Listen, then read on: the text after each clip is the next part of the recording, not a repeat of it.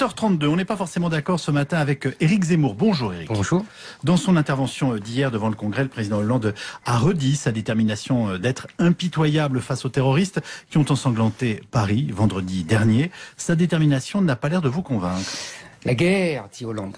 La guerre, dit Valls. La guerre, dit Cazeneuve. Une guerre impitoyable, dit Hollande.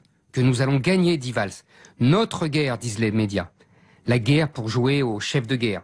La guerre pour appeler à l'unité nationale. La guerre pour remonter dans les sondages. La guerre. Quelques bombardements de plus ou de moins dans une Syrie transformée en terrain vague. Une guerre française dans les fourgons de l'armée américaine. Une guerre en Syrie qui s'ajoute à celle d'Irak et d'Afghanistan ou de Libye qui ont aggravé le mal qu'elles étaient censées annihiler. Des guerres aux côtés de l'Arabie Saoudite, du Qatar, de la Turquie, qui ont fabriqué, équipé, financé la milice de Daesh, leur milice, comme elles avaient fabriqué, équipé, financé Al-Qaïda, avec la bénédiction des services secrets de l'oncle Sam. Nos alliés, nos amis, nos clients, qui partagent avec l'État islamique la même haine de l'Iran et la même conception rigoriste de l'islam. Daesh applique le droit canonique du Moyen-Âge, reconnaît l'imam de Bordeaux, Tarek Obrou, grand ami d'Alain Juppé, et présenté comme l'incarnation d'un islam républicain en dépit de son appartenance à la confrérie des frères musulmans.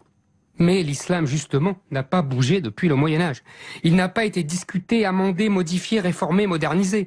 Quand Daesh cite des sourates du Coran pour légitimer ses actes sanglants, on peut dire que ce n'est pas le vrai islam, mais c'est une vraie sourate dans le vrai Coran. La France est pour eux la quintessence du mal, à la fois pays des croisés, des blasphémateurs et des idolâtres, comme au temps béni du califat où l'islam s'étendait de l'Inde à l'Espagne. Oui, mais pourtant l'état d'urgence a été instauré, Éric, ce qui permettra de prendre des mesures, pour le coup, exceptionnelles. Oui. Quand on prétend mener une guerre, il faut connaître l'adversaire pour le vaincre.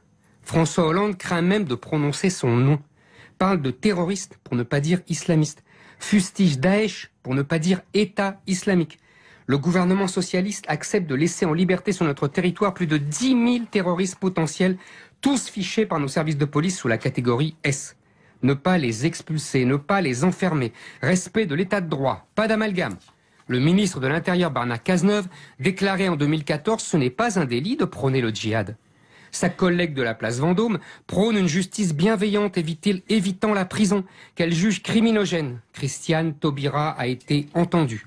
Ismaël Mostefai, un des tueurs du Bataclan, avait été condamné à 8 reprises mais jamais emprisonné. Au moins, ce n'est pas en prison qu'il s'est radicalisé.